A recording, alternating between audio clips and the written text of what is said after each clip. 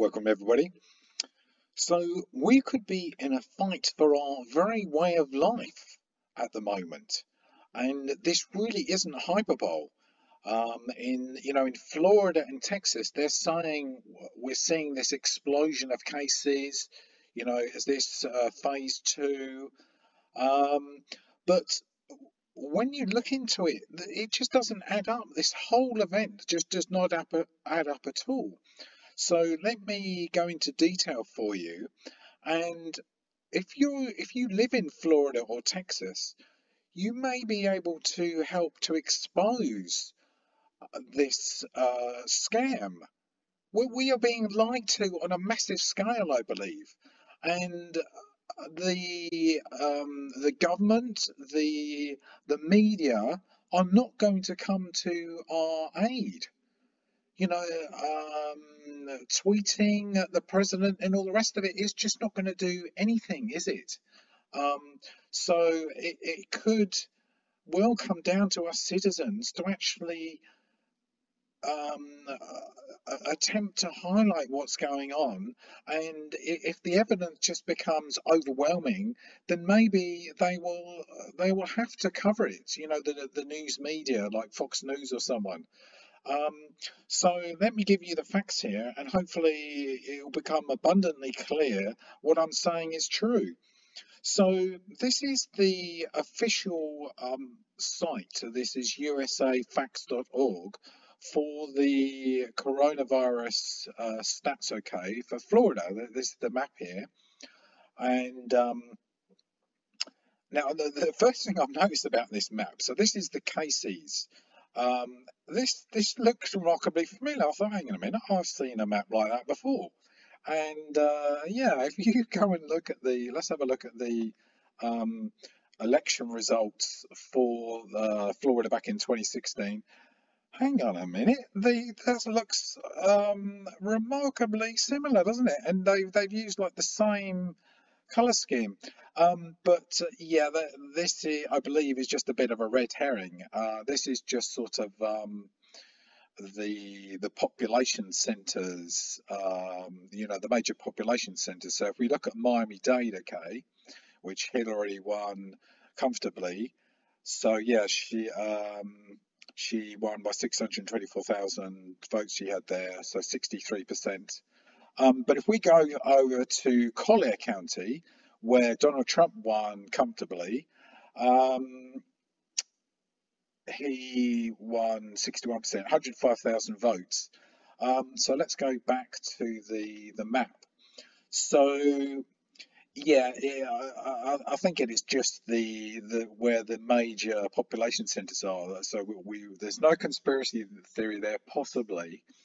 So yeah, let's look at this. So this is Miami-Dade again, and the important figure actually, which is easier to follow when I tell you.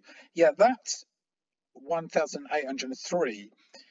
Just think of that in terms of the percentage of the population of that county that they're claiming are infected. So you just divide by 1,000 basically, so it's 1.8%, okay? So if we then hop over to Collier County, that's just 1.3%. So again, hang on a minute. So you can have a pandemic with just 1.3%. Or 1.8% of the population are infected, and over Florida as the state as a whole, it's less than 1%. So again, you're going, that seems not quite right. And yeah, I have to question why they use this particular colour scheme. And I've got another colour scheme. In fact, there, yeah. So let's go over to the deaths, all right, for the Florida. Now, see, this is a little bit deceptive, this graph, and I've fixed this for them, as you'll see in a second. So this graph they are showing, or this image. The colour scheme they've used, or the grading they've used, is for all the deaths in the whole state. So currently 3,778. But in the scheme of things, that's very few, as you'll see in a second. So why they've chosen to show it that way? Well, of course, the media and everyone, they're really hyping the hell out of this, aren't they? And you really have to question their reasons. So let's now switch over to my image where, as I say, this becomes abundantly clear. They're just taking us for a ride.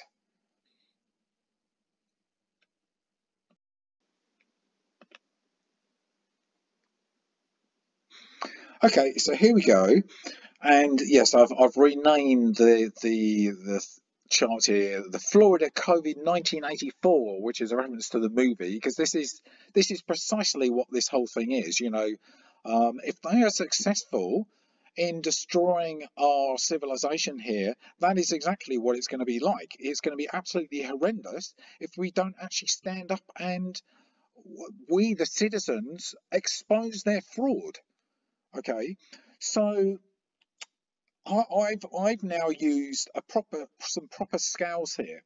So the one on the left here, I've changed the scale to the population of the Miami-Dade County, the county in the bottom right there, which is 2.7 million. And the deaths, the 3,700 deaths, it doesn't even register. The whole if you do it on that scale, it just doesn't even register at all on that color scheme. All right. Okay. So instead of that, let's change it and let's say we make the scale all the total number of deaths from the major causes in 2017, and this is from the CDC again, their own statistics, all right, which is 152,000 odd for that year, and still it doesn't register at all. 3,007 is it hardly figures at all. That no, I can't even on the scale here. It's still barely right at the beginning of the scale. This is not a pandemic at all. We are being this is such an epic lie. It's just unbelievable. So I've actually these are here you go. These are the major causes of death. The latest they're only showing for 2017. So there you go. Heart disease 46,000, cancer 45,000, accidents 13,000, respiratory diseases 12,000, stroke 12,000, Alzheimer's disease about 7,000, diabetes 6,000, and then you get to suicide. So roughly the same number of people that they're claiming have died of COVID 1984 died of suicide. Now, I mean, the number of people that commit suicide in the whole state is a really small number, isn't it? 3,000. I mean, obviously that's sad that many people took their own lives, but that's still a very small figure. And as I say, in the scheme of things, it's not even registering at all. So what we need to do is we need to expose this lie. And the way that you guys can do it, if you live in these states, is to go and video these claimed testing centres, okay, in your particular county, and obviously go at a time when it's open, not first thing. Go at a time when you would expect there would be plenty of visitors, and just video it and show how many people are actually turning up. And I bet you any money you are not going to see anything like the number of people that would fit the claims they're making, because they claimed the other day that they had 10,000 odd new cases in one day. And based on the previous testing, they're finding that about 10% of cases are showing up positive. So that would mean they would have to have conducted 100,000 tests in a single day. Now, is that even physically possible? Highly, that's highly questionable. So, as I say, what you guys need to do is um, go to these testing centres in your particular area and take a video, and you're probably going to see very few people there, and they're just lying through their teeth. They're just making it all up to try and justify this whole event. And ideally, if you can also record something with today's day on it, like the paper, so you've got proof of when you went to the when you're videoing the testing centre, so we can know it's today, and upload it to YouTube or wherever ever, and leave a comment on my video. And what I'll do is I'll collate all the videos and see if we can get a clear idea of what's going on. See, I mean, I've been trying to do my best, but I just don't think these prominent people listen to us. Like I sent a tweet to Graham Ledger from One American News, and I'll read it to you. Numbers Don't Lie, which is a short video, two-part video he did the other day, where he's highly questioning the numbers they're quoting to us, and along the lines of what I'm saying, um, but it's not enough. Um, so yeah, let me read this too. So numbers don't lie on COVID was refreshing, but is it dawning on you, with supposed explosion in cases in Florida and Texas, our very nation is at stake? On 7/5/20, they claim 10K new cases from 100K tested. How is that even possible? OAN investigates? And no response. So I sent this to him on July 6th.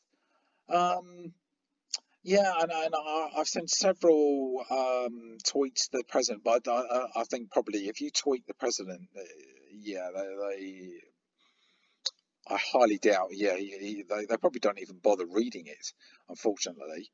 Um, and another thing I found here, which was interesting. So I was trying to understand. So when do they even declare? What is a pandemic? And would you believe I found an article. In part authored by Anthony Fauci. And one interesting thing it says here, I'll highlight it for you. Um, so this section is, here we go, high attack rates and explosiveness. Diseases with indolent rates of transmission or low rates of symptomatic disease are rarely classified as pandemics. So based on that, there's no way in hell that this um, supposed outbreak should have been classed as a pandemic. He's completely changed his tune. That guy, and with Burke's. Well, I'll come to it in a second, because um, I'm going to read to you the letter I wrote to my local. The lady who contacted me from my council out of the blue. I mean, she might have emailed me unintentionally. So let me take you to that now, because this really gives hopefully emphasize the feeling that I'm feeling, and hopefully plenty of you are too. So I say, dear Brenda, that is potentially great news. She was commenting on the new mayor was, I think, yeah, the mayor was endorsing constitutional Republicans, which is good. So I say that is potentially great news, but I'm very concerned that there hasn't been a much bigger pushback by Republicans on COVID-19. And it is extremely discouraging that President Trump, whilst initially highlighting the minimal impact the virus was having on the US, subsequently has allowed Fauci and Birx to run the show, leftovers from the Obama administration, where they have been committing grievous medical malpractice by counting practically all deaths as COVID-19 deaths, which has greatly increased the fear factor. I.e., just because someone tests positive for the virus does not mean that this was responsible for their death, such as someone who has had a stroke, had congenital heart disease, etc., etc. Just when the country started reopening in these hot summer months, somehow we were seeing a huge spike in cases in Republican-held Florida and Texas. And with the Texas governor now introducing a blasted mask mandate in response, just like blackface Northam did very belatedly back on 5/29. I smell a rat hair as the number of deaths continues to decline in states, and I have to question whether these Republican governors are really on the public side here. Why didn't they seriously question the increase?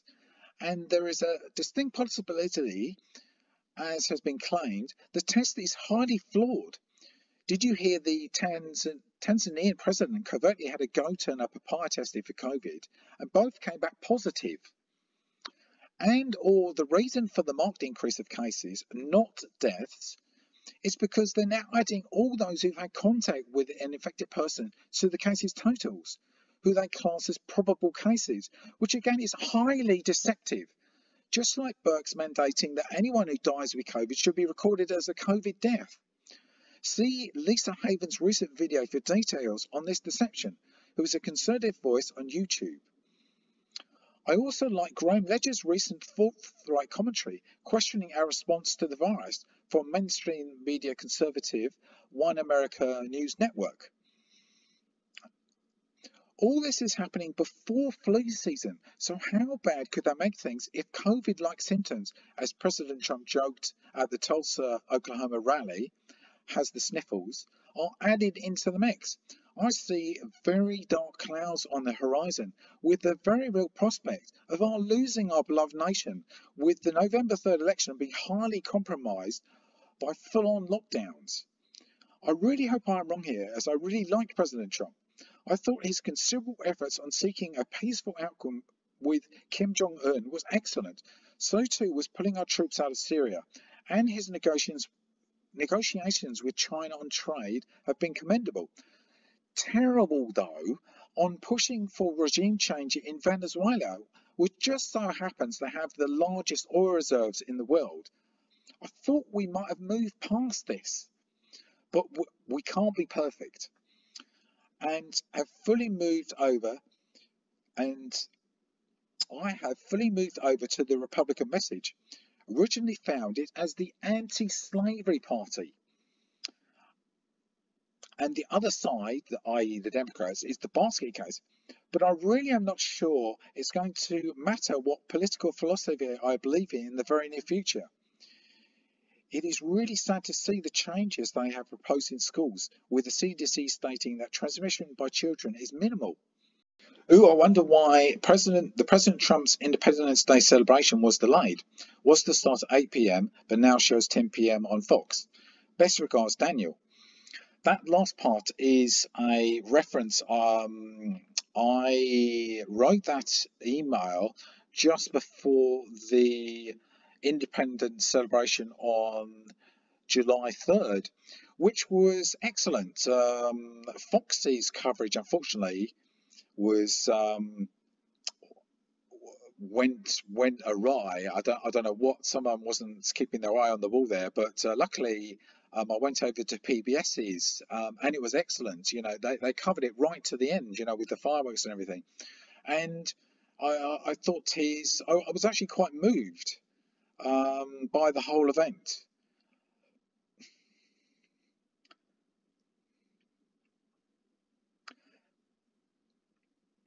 But as I say, is it gonna matter? He's been he's handed over control of this whole COVID thing to Fauci and Birx, hasn't he? So Why? You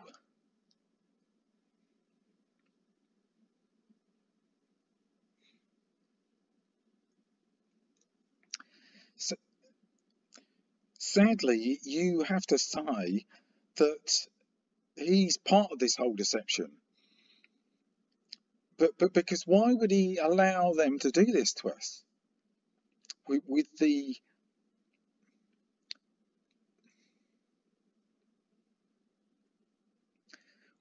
clear fraud of the deaths, counting all deaths. If you test with positive, that's counted as a COVID death. That is fraud. He should have. This should never have been allowed. So yeah, unfortunately, it looks like he showed his cards there, and that he might not be with the American people at all, because there's no sign, with him supporting, like this warp speed search for the COVID vaccine. You really have to question his motivation, and it's as I said, it's down to us. If we don't step up now, we could be, they could be forcing vaccines on us left, right, and centre, and a million people could die because it's been developed perhaps super quickly, and the big pharma are completely immune for any prosecutions. If they develop a vaccine, they are protected by law. So again, but if we can show that very clear evidence that this is a massive fraud, then maybe we can, One American News might choose to cover it, and if they cover it, then maybe Fox News will cover it, and it will be a snowball effect, and then we can bring a stop to this before the election is upon us. But well, let's be hopeful, Ray. But it's going to take quite an effort, as I say. As many as you can, you need to get out there and hopefully prove that that there's hardly anyone going for these testing. I mean, who would voluntarily want to go and get tested for this? Yeah, so hopefully you can show that. And as I say, ideally you want to record something. You could even record your computer with, if you go onto a news site, to show the date and time that you're going to be making this video, so we know it's not like an old video or something. And I will take all these videos and I'll collate them, and hopefully it will be excellent evidence that this is a massive lie, and we can start fighting back. So here's hoping, bye for now.